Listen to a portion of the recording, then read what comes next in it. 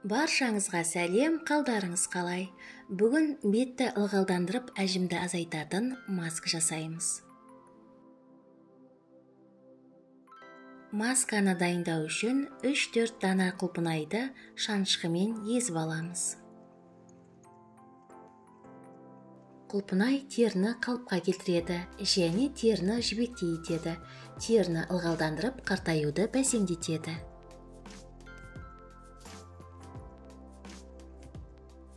Құлпынай шырынын алу үшін електен өткіземіз.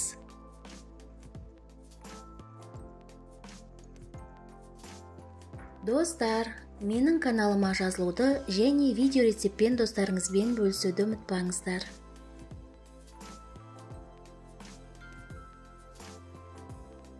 Дайын болған шырынды қоя тұрамыз. Енді бізге бір картоп керек. Картопты майда үкіштен өткіземіз.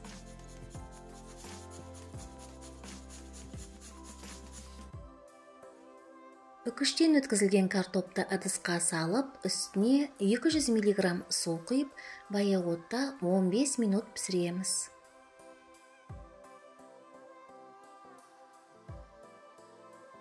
Қайнатылған картоптың керемет бет көтеру әсері бар.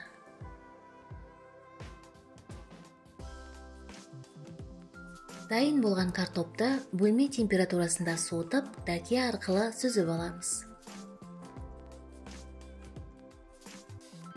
Маскаларды тұрақты түрде қолдансаңыз, бет теріңіз жақсарады.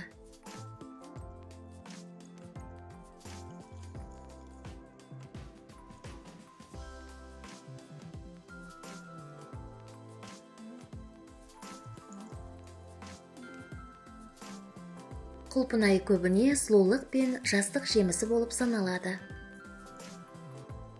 Құлпынай шырынын картопқа қосып, жақсылап араластырамыз.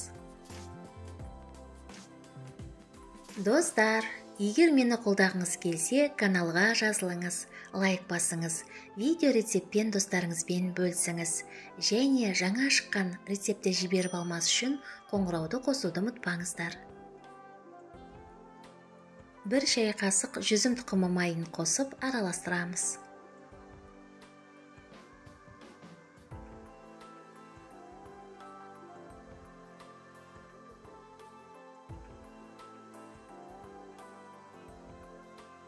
Дайын болған масканы шыны ыдысқа құйып, тоңазытқышта 10 күнге дейін сақтай аламыз.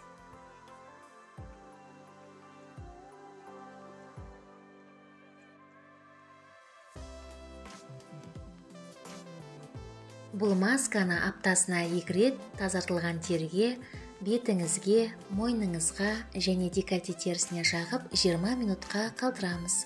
Содан кейін қалған масканы жылы сумен жуамыз. Масканы қолданар алдында қолыңызға немесе білегіңізге жағып сынап көріңіз.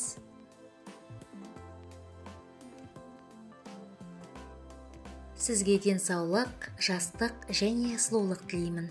Келесі кездескенше.